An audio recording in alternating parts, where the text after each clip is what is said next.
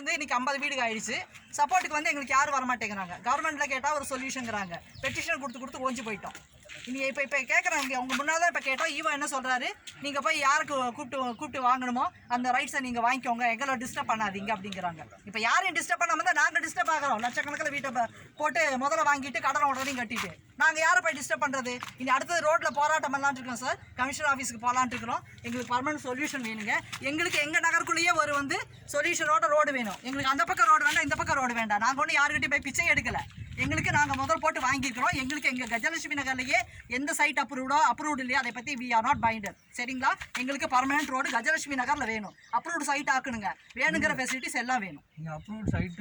Approved site தான் வாங்கினுங்க. ஆனால் it's not அப்ரூவ்டுங்க. எல்லா ரெக்கார்டும் எங்கிட்ட இருக்குங்க sir.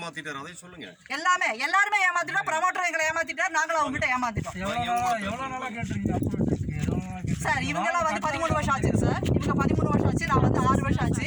That is no facilities at all. Even வந்து ஸ்ட்ரீட் லைட் கிடையாது, தண்ணி கிடையாது. அர்ச்சனா கலெக்டர் இருக்கிற காலத்துல இருந்து போராடிட்டு இருக்கிற போராட்டம் தொடர்ந்துகிட்டே இருக்கு. இது நாங்கள் எங்க வேணா வந்து சொல்லுவாங்க சார். எங்களுக்கு ஒரு நியாயம் வேணும். எங்களுக்கு கஜலட்சுமி நகருக்குனே ஒரு வழி வேணுங்க. அது வரைக்கும் நாங்கள் வாய மாட்டோம். வட்டாட்சியெல்லாம் தூங்குறாங்க சார். வட்டாட்சியெல்லாம் தூங்குறாங்க. நான் பப்ளிக்கா சொல்றேன். வட்டாட்சியை தூங்குறாங்க. அந்த இவர் என்ன சர்வேயர் வந்து தூங்குறாரு. என்ன இவன் அந்த பிடபிள்யூடி என்ஜினியர் தூங்குறாரு. எல்லாருமே தூங்குறாங்க. நாங்க 6 வருஷமா பாத்துக்கிட்டு இருக்கு சார். 10 பெட்டிஷன் இருக்குது எங்கிட்ட.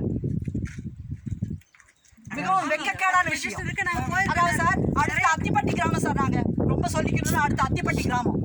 படிச்ச முட்டாள்கள் இது அத்திப்பட்டி கிராமம். 10 டைமுக்கு மேலே என் பேர் சந்திரிக்காங்க. நாங்கள் அந்த கஜலட்சுமி நகரில் தான் இருக்கோம். வந்து 14-15 ஆச்சு. இது வரைக்கும் நிறைய டைம் போய் கலெக்டர் எல்லாத்தையும் பார்த்துட்டோம். எந்த தீர்வும் எங்களுக்கு கிடைக்கல. நீங்கள் புதுசாக வாங்கிட்டு எங்களுக்கு வந்து நாங்கள் இந்த கேட்குறது இதெல்லாம் கிடைக்கும். எங்களுக்கு வழி கிடையாது.